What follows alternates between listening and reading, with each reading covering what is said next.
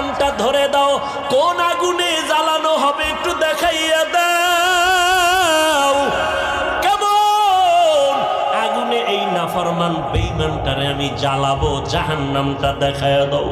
এরে নবীর উম্মতের দল, জাহান্নামটা দেইখা অন্তরের পানি শুকাইয়া পাগল, ওদিকে আজরাইলের চেহারাটার আকৃতি দেইখা পাগলের মতো হয়ে যাবে।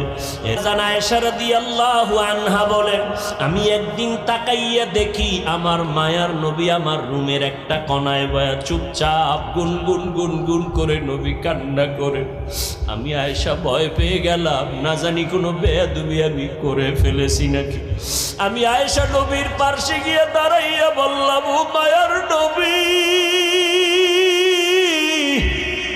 আপনি আমার রুমের মধ্যে বসে কেন কাঁদেন?